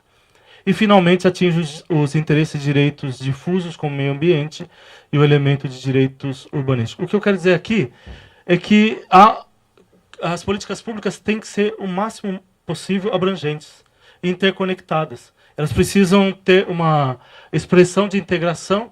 Do contrário, não atingem justamente aqueles escopos para os quais elas pretendem. E daí, talvez, um problema da política carcerária. Porque não é uma política pensada globalmente, talvez. Junto com uma política de educação, como existe em alguns países, que conseguiram superar os seus índices de criminalidade e com prevenções mesmo de criminalidade, justamente por meio de políticas mais amplas, pensadas globalmente. Elas atingem escopos de direito de variados matizes, compreendidos em escala bem ampla e de afetação social. São reguladas igualmente por formas de direito, daí a relação intrínseca entre política social e direito, daí que nós do direito temos a pretensão de achar que tudo redunda em política pública, que tudo no direito é política pública, né? E na verdade não é. As formas de direito, elas permeiam as políticas públicas, mas nem tudo que é direito se reverbera ou se traduz em políticas públicas. Desde o plano constitucional até as resoluções de caráter bastante concreto, como são aquelas ambientais e de saúde, elas perpassam as políticas públicas. Necessidade de um olhar integral, como já falei. Ainda no âmbito das considerações gerais, agora sintetizando esse primeiro eixo da minha abordagem, que é o âmbito epistemológico, e eu estou correndo para ver se eu consigo vencer o tempo, embora isso seja impossível. Direito e política social são ciências conexas, mas não se reduzem uma a outra. Nem tudo que diz respeito à intervenção social do Estado por meio da configuração jurídica é política social ou política pública. Necessidade de integração e interação, essas são as conclusões que... Riscos de banalização, vulgarização, como já tinha dito também, tudo que é direito se transmuta em política social. Agentes legislativos são agentes capacitados para pensar e elaborar políticas públicas, né? Que aí sim temos uma conexão com a fala da professora, com as questões que a professora Cristina levantou no início. Uma necessidade de distinção entre projetos, programas e políticas públicas, o que são cada uma delas, porque elas têm diferenças temporais, têm diferenças de expectativas, de abrangência. Inexistem políticas públicas sem expressão de direito, mas nas sociedades plurais é preciso analisar as fontes de direito, não exclusivamente estatais, embora em relação contínua com o Estado. Igualmente impreciso reduzir a política pública ao direito, ou que toda forma de direito se desemboque em políticas públicas, sem algum modo de compreensão ou análise mais adequada, sobretudo no campo qualitativo. Pelo que se recomenda atenção na apropriação e empréstimos terminológicos e necessária investigação sociojurídica e com aporte da política social, enquanto ciência autônoma, embora conexa. O que eu tenho visto nos trabalhos de direito que dizem de política social é que não buscam esse substrato de uma ciência que, é claro, ainda infelizmente entre nós é um pouco marginalizada, mas que ela tem um cabedal para poder lidar com essas questões de organização do Estado e como atinge esses propósitos. O segundo eixo de análise sociojurídica vai ser um pouco mais curto, porque já foi um pouco previsto no primeiro. É necessário compreender os autores envolvidos na elaboração, implementação e manutenção das políticas públicas e as disputas ideológicas e comunicativas subjacentes. Política pública, direito, todas as áreas das ciências sociais, elas se traduzem em linguagem. Linguagem são espaços de disputa. E daí que elas também reverberam disputas e ideologias. E daí é importante compreender esses fenômenos de uma forma mais abrangente. Sem o que as políticas públicas pareceriam decisões de Estado imune às práticas coletivas e às suas próprias reflexões. Nós temos 5 indagações, 5 linhas de indagação no campo sociojurídico. A primeira dela, na minha opinião, é a identidade comunitário-societal. Ou seja, a que tipo de sociedade ou comunidade vinculam-se as políticas públicas? Quais são os estágios ou expressões de participação? Como isso se subordina ao que Boaventura Sousa Santos denomina de princípio da comunidade? Isso é, aquela expressão subestimada na modernidade, mas que é vinculativa e intensa no âmbito dos liames sociais, e que é capaz de equacionar-se e equilibrar-se com os princípios superestimados do Estado e do mercado. O segundo ponto é o grau de compreensão e consolidação jurídica a ser garantida ou concretizável. Ou seja, que tipo de base jurídica constitucional ou infraconstitucional que dá suporte à política pública e o grau de amadurecimento e eficácia dos direitos protegidos e visados no âmbito da sociedade. Se essa discussão já está suficientemente amadurecida na sociedade. O que nós estamos vendo nesse cenário de polarização é que muitos daquilo que nós pensávamos estabelecido e consolidado não estava consolidado, e boa parte da sociedade, boa parte dos segmentos sociais não tinham aderido. Então estava, claro, na nossa cabeça de cientistas, de pesquisadores, nessa incubadora que é a academia, mas não reverbera na sociedade, né? Por exemplo, as políticas fundiárias só são efetivas se associadas à compreensão integral do direito urbanístico e ambiental, o que implica, além de desvendamento dos mecanismos que engendraram as normas específicas, os embates por dizer o direito. Também implica em mecanismos robustos de educação e participação. Agora, a outra dimensão, desculpem, né?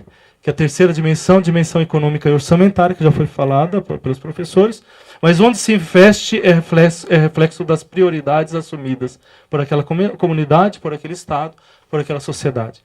Exemplo, as drásticas mudanças de aplicação dos royalties do petróleo, inicialmente pensada para ser aplicada substancialmente na educação, e as alterações muito rápidas que se deu dessa base demonstram que tipo efetivo de política de educação se concebe e se planeja para o país.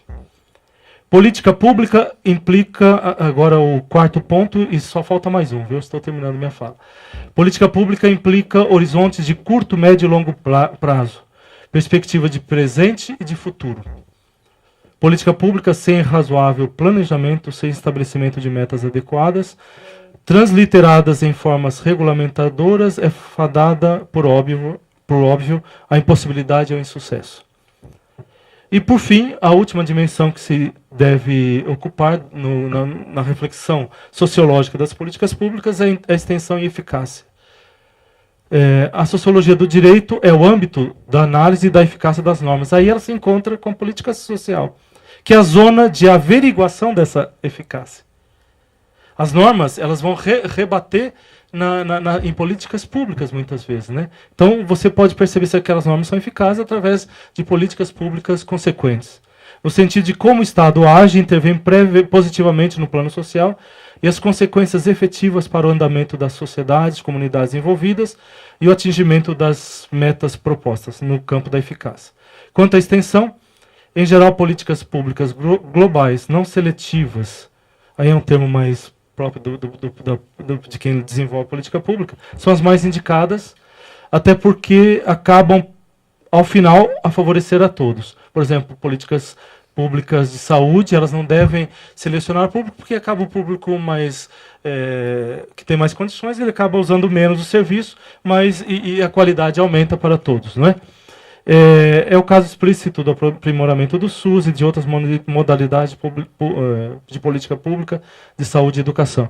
Eu dou para terminar o exemplo na Alemanha, né? Na Alemanha, vocês sabem, as escolas, o Estado, ele encaminha para cada criança um valor per capita, né, a ser investido na educação. E se os pais querem utilizar aquela quantidade numa escola confessional ou uma escola privada, ele pode. E ele paga o a mais. Quer dizer, o Estado se incumbe de todos. É uma política não seletiva. Mas a seletividade se dá pelas próprias dinâmicas societárias. Então, e aí é uma política que acaba dando certo. As pessoas aderem a essa política porque as políticas públicas de transporte na Europa, independente da classe social, todos usam transporte público. E é porque são pensadas em termos mais abrangentes e integrados. Desculpem ter falado tão rápido, mas eu tive a necessidade de tentar privilegiar depois do debate. Muito obrigado a todos, é o que eu pude contribuir. Agradeço em nome da coordenação a palestra do Márcio Ponzilacqua. E antes de passar a palavra para a nossa última palestrante nesta mesa, a doutora Clarice Seixas Duarte, eu gostaria de apresentar as desculpas do professor Tiago Aca, que estava previsto, tinha participação prevista também nesta mesa, mas ficou impossibilitado de estar conosco nesta noite, né? E se por um lado isso é ruim, por outro lado foi uma coisa interessante, porque se a mesa está prevista para terminar às 20 horas, o tempo, que seria o tempo do professor Tiago Aca, foi mais ou menos distribuído aqui entre os demais. E então a gente pôde dar um pouco mais de profundidade à discussão do tema que foi proposto pela organização, né? Então eu passo agora a palavra à doutora Clarice Seixas, ela é doutora em Filosofia e Teoria Geral do Direito pela Faculdade de Direito da Universidade de São Paulo. Desde 2008 é professora do Programa de Pós-Graduação Stricto Sensu em Direito Político e Econômico da Universidade Presbiteriana Mackenzie. Foi coordenadora de pesquisa e extensão da Faculdade de Direito da mesma instituição e atualmente lidera o grupo de pesquisa cadastrado no CNPq, Direitos Sociais e Políticas Públicas. Suas pesquisas abrangem a temática dos direitos humanos, com especial ênfase na efetivação dos direitos sociais, a educação e a saúde e no estudo das políticas públicas. Então, o tempo que mais ou menos a gente estabeleceu para as pessoas foram 15 minutos, vai dar tempo um pouquinho de ter a contribuição sobre essa questão do público e da própria mesa entre a gente aqui, né, que participou da mesa, da discussão do tema. Então, quando faltar 5 minutos, eu... Obrigada, agradeço. Bom, boa noite a todos. Gostaria de cumprimentar todos os meus colegas aqui da mesa, me desculpar pelo atraso. Infelizmente, a nossa cidade de São Paulo tem alguns problemas aí de mobilidade urbana, principalmente quando chove. Eu tive uma consulta médica às 3h30, que estava agendada há muito tempo, e aí foi atrasando lá, atrasou aqui, mas enfim, estamos aqui. Infelizmente, perdi algumas das falas que me antecederam, mas eu espero que a gente tenha um tempinho, uns 5 minutos pelo menos, para o debate, então também vou abreviar a minha fala. Bem, eu, como a professora Soraya disse, né, eu não sou da área da sociologia do direito, propriamente dita, então a minha intervenção aqui vai muito mais no sentido de buscar esse diálogo sobre o que a sociologia pode auxiliar, né, no processo de análise, de estudo e nas principais dificuldades que eu tenho estudado em relação à implementação de políticas públicas, a participação social nessas políticas, a distância entre o que está previsto na nossa Constituição, o que já foi realizado, né, e aquilo que, enfim, esse momento de crise está nos fazendo passar.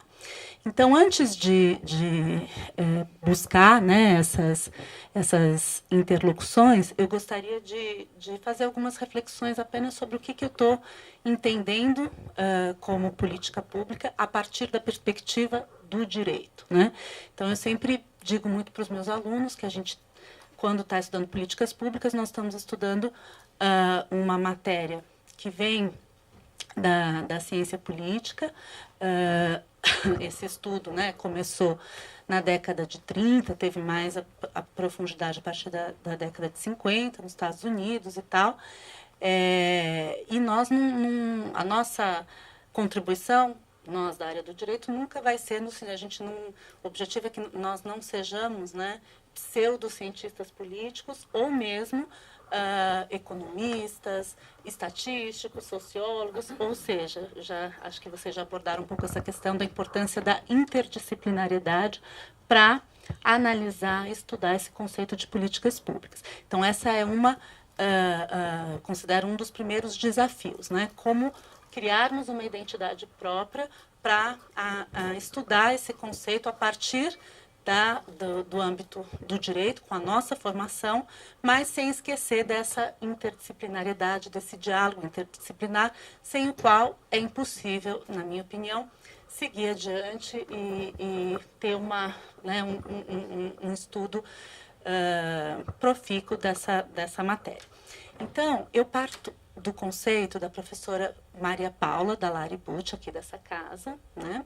Nós temos um grupo de pesquisa desde a época que ela foi professora do Mackenzie, hoje ela está aqui, já organizamos um livro junto sobre políticas públicas de saúde, sempre tentando fugir daquela perspectiva, né, da judicialização, eu acho que ninguém aguenta muito falar nisso, e virou uma coisa que tudo pode ser realmente política pública, como alguns me antecederam, que já comentaram.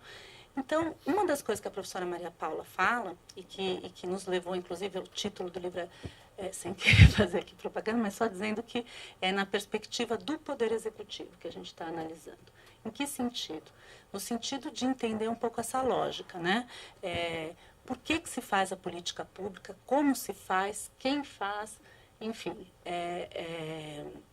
analisar esse processo e num Estado social e democrático de direito, refletir bastante também sobre a legitimidade dessas políticas a partir de uma abertura à participação dos interessados, né? Isso que vai dar legitimidade. E não só no processo final de que nem é final, porque a política pública também é um contínuo, que depende de um processo de monitoramento e avaliação contínuo para a sua melhora. Mas, enfim, para que essa participação não se dê apenas no momento de fiscalização e controle, mas para que ela possa ocorrer desde a formulação, inclusive também na sua execução, nesse monitoramento também contínuo. Mas, enfim, então, na perspectiva da professora Maria Paula, eu escolhi essa perspectiva porque ela foi pioneira, né, no âmbito jurídico, em trazer esse estudo para a área do direito. A primeira coisa que ela diz é que não se trata de criar um novo ramo do direito, né, o direito das políticas públicas, mas muito mais de uma nova abordagem de fenômenos jurídicos, a partir de algo que é complexo, né, que envolve, no bojo das políticas públicas, nós temos elementos jurídicos, mas certamente fatores, né, extrajurídicos. A política pública é muito mais do que uma lei, do que uma norma que a institua. Essa lei ou essa norma pode ficar guardada ali numa gaveta e não é disso que nós estamos aqui falando. Mas, então, muito mais do que nos isolarmos, né, criando uma nova disciplina, essa ideia de estabelecer uma nova abordagem desses fenômenos jurídicos e a partir desse diálogo com outras disciplinas.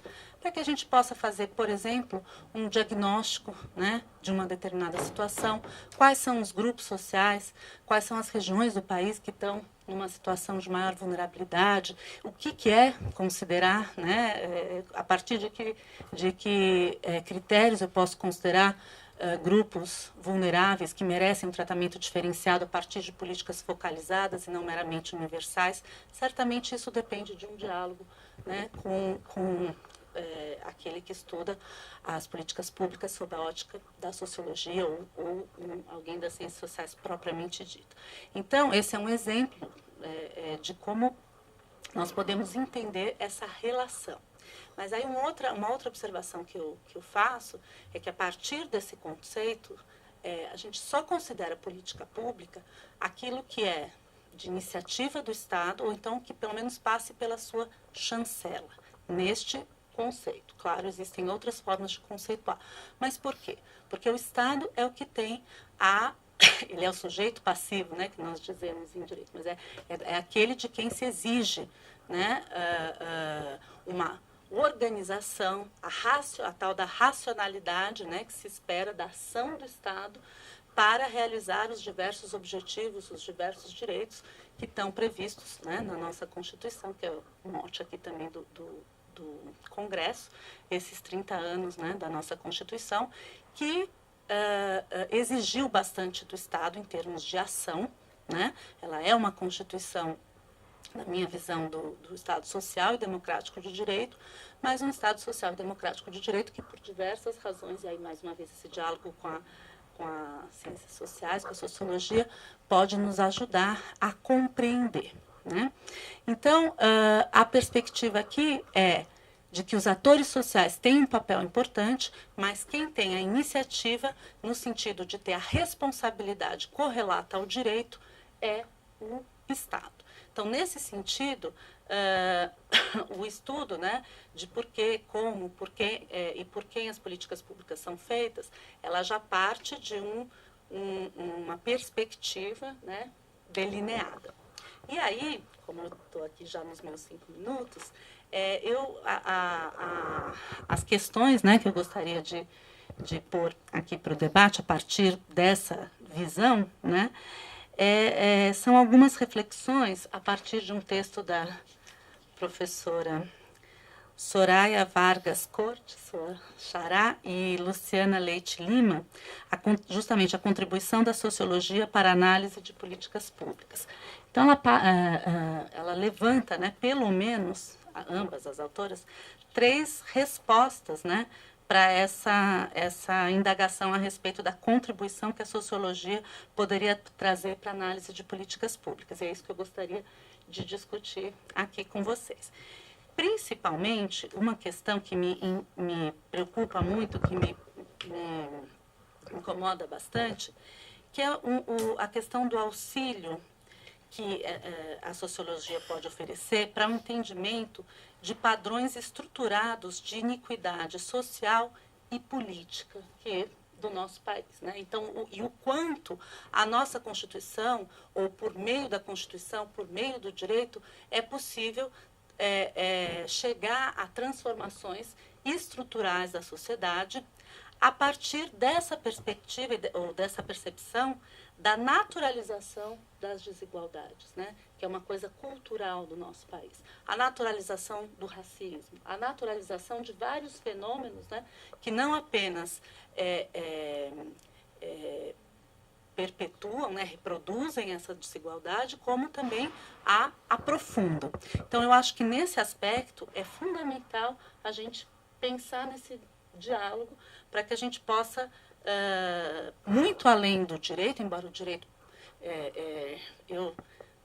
recentemente, no Mackenzie, nós tivemos um evento com o professor David Harvey, e ele dizia assim, perguntavam para ele, mas afinal, o senhor está otimista, pessimista em relação, né, ao futuro do país, essa possibilidade de transformação, esse cenário tão sombrio que a gente vive? E ele dizia, depende. Terça-feira eu estou otimista, quinta-feira eu estou pessimista. Então, aqui hoje, numa quinta-feira, na Faculdade de Direito, né, eu gostaria de discutir com vocês, tinha as outras questões aqui, mas, pelo tempo, essa questão eu gostaria de aprofundar, né? Podemos ser otimistas em relação a esse papel do direito, né, para superar essas características da nossa sociedade, né, em relação a essa naturalização dos padrões de desigualdade, iniquidade, racismo e assim por diante. Muito obrigada e espero não ter ultrapassado.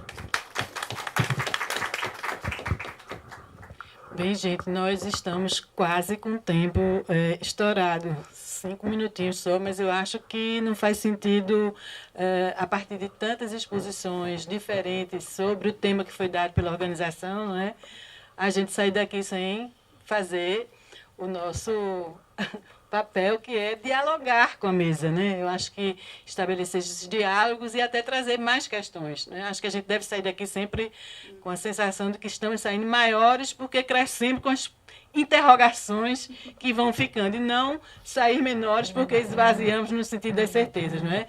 Então, nós vamos fazer uns 2 blocos de perguntas, ou questões, não é? Ou considerações, que pode ser também da mesa, se a mesa assim quiser fazer entre vocês. E aí eu pediria só que se identificasse e também fizesse as considerações de uma forma bem objetiva e sucinta, para dar margem a que a gente tenha mais pessoas. E fazemos bloco de 3 e depois mais 3. E aí a gente vai ter que encerrar por causa do tempo. Professora, seria possível se o professor Manuel Calvo Garcia concordar em falar 2 minutos para nós dessa... Com certeza, eu acho que... Manolo. Sim, será uma honra. Eu acho que seria interessante relatar, Manolo, relata um pouco da tua experiência com esta área, porque para nós é algo novo. Bueno, yo lo que diría es que me parece muy oportuna esta mesa, que creo que la sociología del derecho debe encarar el análisis y debe hacer propuestas en el terreno de las políticas públicas y sociales, y también políticas públicas, y quizá lo que puedo contar en 2 minutos es un poco la experiencia de la maestría en sociología de las políticas públicas y sociales en la Universidad de Zaragoza. Por gentileza, poderia vir para cá com o microfone? Eu acho que todos estão ouvindo bem. Estão ouvindo bem? Yo creo que sí. Tá bom. Tengo buena voz. Y poco a Obrigada. poco se irá calentando Obrigada. y se me irá mejor. Bien, esta maestría surge, teníamos dos programas, el Departamento de Sociología y el Laboratorio de Sociología Jurídica, y en un momento determinado decidimos fusionar nuestros programas, pero no hacerlo de una forma general, sino buscar un tema que pudiese ser interesante y que nos permitiese aportar tanto desde el campo de la sociología como desde el campo de la sociología jurídica, más particular de la sociología jurídica, y además esta iniciativa. Y según íbamos tramando el programa de la maestría, entendimos que no era suficiente con nuestras perspectivas, que había que incorporar también. Teníamos la perspectiva sociológica general, la perspectiva jurídica, la perspectiva sociojurídica, pero entendíamos que teníamos que incorporar también a la economía. Y la verdad es que tuvimos muy buena respuesta, y ahora mismo la maestría tiene tres ejes más o menos equivalentes o que se equiparan en participación, que son profesores y profesoras del departamento de sociología, que en muchos casos imparten docencia en trabajo social, en muchos casos en otras áreas. Estamos los que venimos de la Facultad de Derecho, pero que hemos tenido siempre relación con la sociología jurídica, y también hay un tercio de profesoras y profesores que vienen del campo de la economía. Entonces yo creo que concuerdo con lo que decía Sandra. No sé si hay, yo no la he encontrado, una sociología general de las políticas públicas. Es más, no sé si tendría sentido. Quizás sí tendría sentido como, no sé, como una propuesta de iniciación conceptual, pero yo creo que eso no es importante. Yo creo que lo importante es que cuando quienes hemos trabajado en el campo de la sociología jurídica vamos a hablar de políticas de juventud o de políticas de la familia, o yo por ejemplo que hablo del derecho en las políticas sociales, pues ya tenemos un enfoque sociojurídico y no contamos lo mismo en la maestría de políticas públicas y sociales que lo que se cuenta en la Facultad de Derecho, porque no tiene ningún sentido. Es decir, que estamos hablando de un derecho que no es el derecho del siglo XIX ni nada por el estilo, sino que es el derecho de las políticas públicas y sociales, que tiene unas características propias y que, más que de aplicación, tenemos que hablar de implementación. Entonces yo creo que lo importante es el enfoque, ¿no? Y que quien hable de la perspectiva de género en las políticas públicas y sociales, lo que hace es introducir esa perspectiva. Se suelen ocupar más los economistas, quienes hablan de políticas de empleo, pues también introducen elementos que tienen una perspectiva sociológica. Sobre todo al principio tuvimos mucho cuidado en que hubiese, por ejemplo, si se iba a hablar de políticas de empleo, que hubiese alguien del campo de la sociología y alguien del campo de la economía. Entonces yo creo que lo que puede hacer la sociología del derecho en este sentido es operar como punto de encuentro. Operar como punto de encuentro que haga posible el diálogo interdisciplinar, que creo que es fundamental cuando se habla de políticas públicas y sociales. Yo no entendería un acercamiento exclusivamente sociológico al análisis de las políticas. Yo creo que tiene que ser interdisciplinar. Bueno, pues ahí tenemos la maestría, y la verdad es que ha sido gratificante desde el punto de vista de quienes impartimos docencia en esa maestría, y tiene buena acogida entre los egresados de facultades con trabajo social, etcétera, etcétera, y también entre los profesionales de la comunidad. Me callo ya, muchas gracias.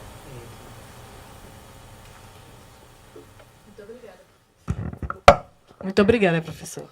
E aí, alguém gostaria de fazer alguma observação, pôr alguma questão aqui para os nossos palestrantes? A mesa entre as diversas... Me parece muito interessante isso que o professor Manolo está colocando, esses três eixos, não? E talvez daqui 5, 6 anos tenhamos uma sociologia das políticas públicas consolidadas. Mas me parece interessante essa ideia de, bom, eu até agora não encontrei, estamos trabalhando com 3 eixos. Acho que sim, acho que essa é uma reflexão que nós precisamos fazer ainda.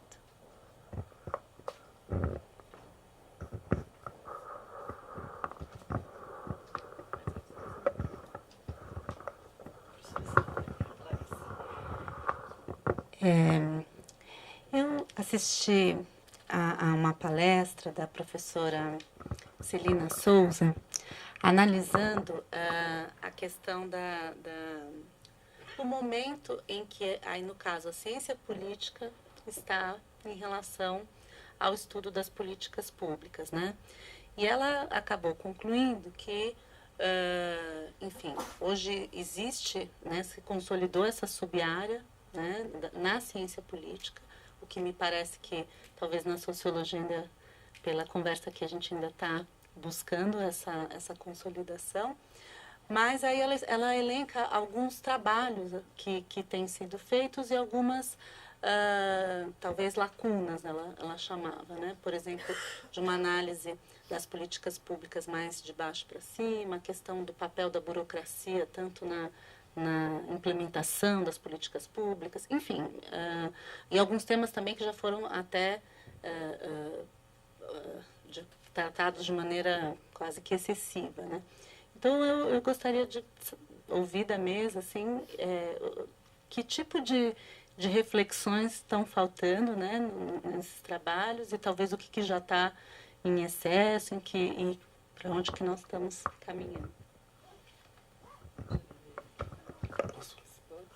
Bom, eu entendo que talvez falte uma espécie de teorização do que seria essa abordagem, porque eu acho que é mais uma abordagem do que propriamente um campo específico da sociologia. No entanto, assim como a sociologia que eu chamo de sociologia ambiental do direito, que também é uma abordagem, não é mais um ramo, porque a gente tem que tomar cuidado com essa multiplicidade de sociologias, né? Mas eu acho que elas estão num paradigma novo, que é o paradigma da complexidade. A professora Sandra trata o paradigma da complexidade a partir do Luhmann.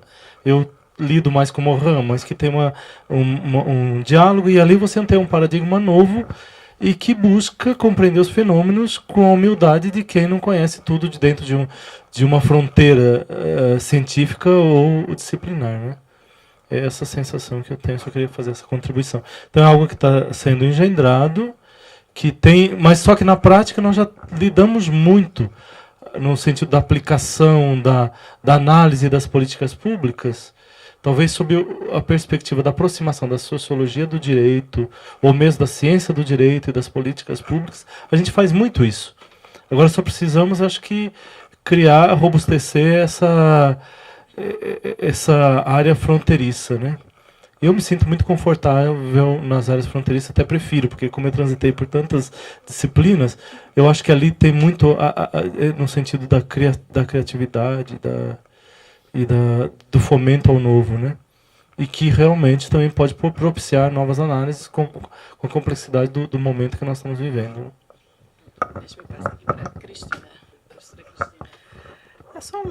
Seguindo na mesma linha do professor Márcio, a minha questão também está mais para compreender o problema. E, nesse caso, a interdisciplinaridade, que até o professor agora contribuiu falando como é a experiência da cátedra que é ministrada, o que a gente vê é a dificuldade de comunicação interdisciplinar.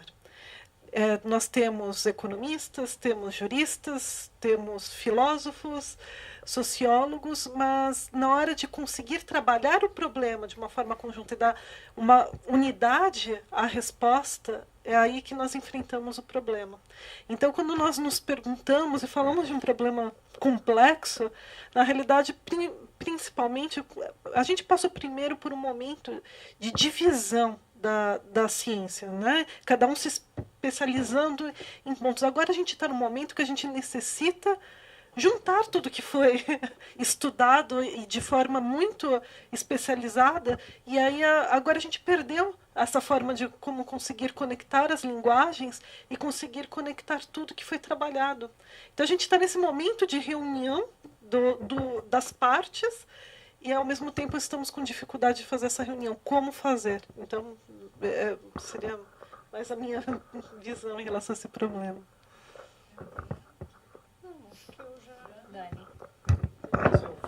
Quase repetir, na verdade eu vou concordar com o Márcio, eu acho que ele tem razão desde a primeira fala. políticas públicas são muito importantes, todos nós trabalhamos com políticas públicas, mas pensar que elas são uma nova área de conhecimento eu acho um exagero. Alguém da plateia gostaria de... Pois não.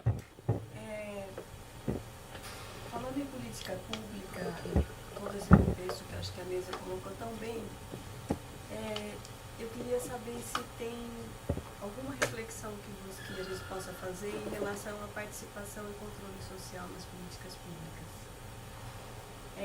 Eu falo isso porque eu fiquei um tempo dentro da política de assistência social e participei, eu sou advogada, e eu participei da construção de alguns regulamentos de conselho, conferência e todas essas coisas. E eu observei assim uma grande dificuldade em trazer as pessoas. E às vezes eu vi os técnicos fazendo muitos movimentos, até oficina de maracatu, no meio do maracatu separava e conversava com as pessoas e fazia café para trazer pessoas realmente da comunidade para compor esses espaços de participação e depois, às vezes, isso virava uma questão tão burocrática de apresentação de planilha, de conta e toda a linguagem que é usada e assim, eu observava como essas pessoas às vezes até ficavam sem ambiente. E eu acho que isso tem a ver com essas discussões que foram trazidas de uma forma de legitimar até as decisões do gestor e até como uma forma de combater a tal da corrupção que hoje é tão, quer dizer, eu acho que na minha opinião é transparência e participação que são os caminhos aí para a gente construir uma outra forma de fazer a política pública. Então eu queria saber se vocês, enquanto pesquisadores, têm alguma contribuição nesse tema. Quem gostaria de fazer? Eu acho que, na verdade, a grande contribuição que pode dar é a tua experiência, não? E quando a gente fala em política pública, eu penso na política de saúde, onde o controle social foi extremamente importante, mas a construção deste controle foi um processo de muitas dificuldades, não? Mas acho que não dá para falar em política pública sem a participação efetiva, porque se ela é pública tem que ser efetiva, e sem uma forma de controlar. Acho que o modelo da assistência social, o modelo da saúde, o próprio modelo da educação, eles servem como parâmetro de qualquer política pública. Acho que sem controle social não dá para avançar.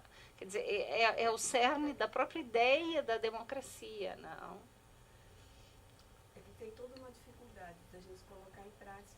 Claro, porque então, é que a nossa experiência democrática é muito recente. Se a gente pensa nos conselheiros tutelares, nos conselheiros de saúde, sabe?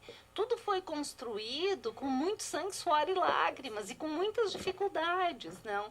Nós, por exemplo, os conselheiros tutelares, todo o processo inicial desta construção foi um processo de engajamento, de formação, de capacitação.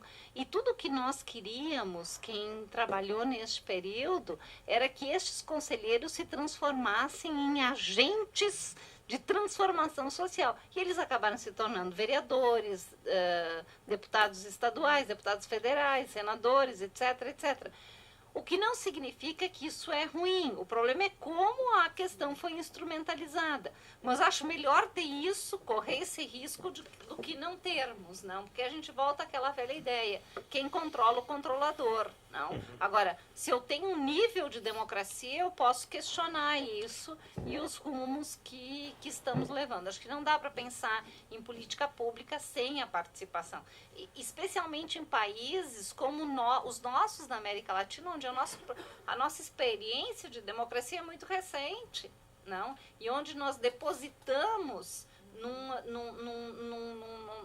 numa determinada ideologia, numa determinada vontade, todas as nossas esperanças. E agora nós estamos aqui esbugalhados sem saber o que fazer. E se a gente olha o perfil da América Latina, o perfil de alguns países europeus, nós vemos que realmente não estamos bem. Acho que não sou adepta à teoria do Boaventura, não, mas acho que ele tem coisas muito interessantes. Quando ele escreve Pela Mão de Alice, em 96, aliás, ele participou do mesmo curso que o Manolo participou em Porto Alegre, foi a primeira especialização em Sociologia Jurídica e Direitos Humanos. Quando ele fala, nós temos um desassossego no ar, não, todo esse período da pós-modernidade, nós nem definimos a modernidade. Eu não sei, eu às vezes, professora Virginia, me sinto mais ou menos assim, quer dizer, esse é um momento de desassossego, aquele livro como é o livro? O livro dos desassossegos. Gente, Fernando Pessoa, eu me sinto exatamente assim. Só para comentar esse desassossego, no grupo de pesquisa que eu estava na coordenação Linguagem e Direito, eu trouxe um desses desassossegos, assim, que foi um exemplo muito pequeno, né? Há pouco tempo nós tivemos no Museu Serralves, o museu principal que a gente tem na cidade do Porto, em Portugal, um diretor, né, que pede demissão porque uma exposição estava para ser censurada, a exposição de fotografias de Mapplethorpe. Essa exposição desse artista, né, desse fotógrafo, esteve aqui na cidade de São Paulo em 97. E, evidentemente, que o trabalho artístico ele provocou polêmicas, etc., mas nada que chegasse perto de censura, né? Então, quando a gente imagina 97 e vê quase 20 anos depois, né, essas reações de fato, desassossego, e muito desassossego. Acho que eu queria dar uma palavrinha. Olha, nós estamos, de fato, com o horário estourado, né? Era para terminar aqui às 20 horas, mas eu faculto aqui, nós estamos democraticamente resolvendo se o público quer fazer mais alguma questão. Temos duas ali, e ela, né? Acho que depois de vocês dois, não é? E aí algumas outras considerações que a mesa queira fazer, a gente vai ter que encerrar. Obrigado. Meu nome é Fernando, sou aluno do programa de mestrado aqui da Faculdade de Direito da USP. Tem uma área que me parece ser de particular interesse para pensar as políticas públicas pela sociologia do direito, que é a administração da justiça, né? Me parece que as pessoas que pensam a administração da justiça tematizam como uma política pública, né? Órgãos como o Conselho Nacional de Justiça, por exemplo, tem essa racionalidade de pensar a justiça brasileira enquanto política pública, né? E como exemplo, você pode pensar o modo como os meios alternativos de solução de conflitos estão sendo tratados no Brasil, né? Tem um ato normativo do CNJ que ele começa assim: artigo 1, fica instituída a política pública de tratamento adequado de conflitos, né? Acho que essa área da administração da justiça é um campo fértil para pensar as políticas públicas pela sociologia do direito. Então, minha colocação era essa. Talvez a mesa tenha alguma consideração, não sei. A minha pergunta vai para o professor Márcio. Políticas não seletivas, políticas globais, ou mais abrangentes, né? Eu queria entender o que seria as políticas não seletivas e, na minha visão, que eu pude entender, e eu não sei se eu estou certa e o senhor pode me dizer, se, por exemplo, as políticas voltadas para as mulheres, né? Mulheres, sobretudo mulheres negras, mulheres indígenas, etc., que são políticas muito específicas, né? De um público específicos e públicos minorias, né? Do ponto de vista político. Essas políticas não seletivas, elas têm a ver com essas políticas públicas, por exemplo? Não? Posso? Como a pergunta é dirigida... Você terminou a pergunta? Na verdade, eu acho que, como eu falei muito rápido, talvez você não percebeu a locução anterior. Eu falei, em geral, as políticas universais e não seletivas são ideais, por exemplo, no campo das políticas de saúde, de educação. Nesse caso, são políticas focais, e elas também são importantes quando você tem uma distorção social, secular, por exemplo, com relação às mulheres indígenas, aos negros. Então, essas políticas são necessárias em alguns casos, como a política de cotas. Eu mesmo fiz parecer dentro da Faculdade de Direito de Ribeirão Preto da necessidade de nós implementarmos essas políticas. Porque você tem que... Não é o ideal. O ideal seria políticas universais, que todos tivessem acesso, por exemplo, no ensino médio de qualidade, e tivessem os mesmos acessos à universidade pública e pudessem escolher as áreas. Por exemplo, eu tenho uma sobrinha que quis e fez vestibular de medicina, mas hoje é insano o vestibular de medicina. E descobri por um documentário que é insano, pensei que era só no Brasil, é insano na Suíça. Na Suíça tem um problema de ingresso, as pessoas precisam ir para os países vizinhos para poder fazer medicina, porque o ingresso na faculdade de medicina na Suíça é muito dificultado. E depois ninguém vai para os cantões, como no Brasil, também os médicos não querem ir para o interior. Então, nesses casos, você precisa de políticas focais, entendeu? Que visam a superar essas, de imediato, aquelas distorções, mas visando futuramente políticas universais não seletivas. Não sei se ficou claro agora a minha fala. Mas eu falei em geral, né? Então, o ideal é que sejam políticas de transporte que abrangem a todos, políticas de saúde que abrangem a todos, entendeu? Pelo menos foi isso que eu aprendi quando fiz ciência política social. Né? Em relação à fala do colega, eu concordo plenamente. Eu acho que essa é uma das questões, quer dizer, a forma de o judiciário pensar tudo. Então, agora, formas alternativas de composição de litígio vão virar a regra no Brasil, é um absurdo. E essa, para mim, é a postura do Poder Judiciário. Eu acho que aí vem a crítica. Eles pensam superficialmente, de forma marqueteira, e daí é uma crítica ao Brasil, e aí eu não tenho problema de ter otimista num dia e pessimista no outro. Desde que o Bolsonaro alcançou mais do que um dígito, eu sou só pessimismo. Então, por isso que eu tenho procurado não falar muito, porque é desanimador, eu me desanimo, eu penso que eu vou desanimar os outros. Eu acho que a gente tem que ter esperança, mas eu não vejo esperança. Eu só vejo que cada vez a gente piora. Parece que é difícil, a gente consegue piorar, infelizmente.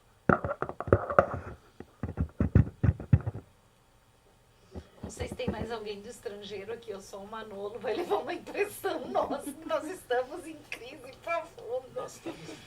Mas Uma estamos impressão mesmo. não. Nossa. É um momento também, né, que a gente pode aproveitar para... O problema acho que esse é o ponto, né? Eu acho que nós temos que nos mudar todos para Zaragoza. A Zaragoza é linda, limpa, tranquila, segura. Se aceitassem? Aí eu tenho que ver se eles não aceitam, que a gente vai levar todo o Brasil para lá, todos os vistos. Pois é. Mas olha que o Graciliano Ramos já olhou para Alagoas e disse assim, um ótimo lugar para um golfo. O Graciliano, uma vez, uma das vezes em que se pronunciou.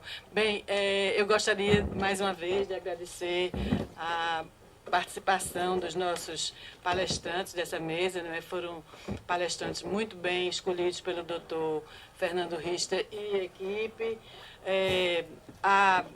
O acontecimento da Abrage, bem próximo de outro grande acontecimento, que é uma grande preocupação nacional, e em cima também, né, da discussão sobre os 30 anos da Constituição. Enfim, eu espero que o debate de hoje, em nome da organização, novamente, né, ele tenha contribuído para a gente, de fato, sair daqui com muito mais interrogações e preocupações e desassossegos. Né? Eu acho que o desassossego é uma coisa, é um motor, a angústia é um motor muito mais importante do que o apaziguamento, num certo sentido. Né? Pelo menos em termos de arte, a gente age mais, vai mais para frente com a angústia do que com o apaziguamento. Então, desde que isso não gere, evidentemente, violências, etc., né? Mas aquele nível de insatisfação que deve mover a gente para frente e acreditar que, apesar da situação estar tão sombria, tão plúmbia, né? É possível a gente imaginar que não vai ser tão terrível assim, que a gente vai conseguir, de fato, barrar algumas questões ainda nesses próximos dias, né? Eu espero, né? E agradeço mais uma vez, agradeço ao público que ficou aqui até esta hora, muitos chegados aqui logo de manhã cedo, e é uma satisfação mais uma vez tê-los aqui. E aí depois a gente aguarda as contribuições escritas, se for o caso, até para publicação na revista, que aí pode ultrapassar, né, digamos assim, o reverberar, o escoar para além dos que aqui estiveram, né? E outras pessoas possam acessar as importantes contribuições que foram dadas nessa noite. Então, obrigada e eu encerro. Obrigada.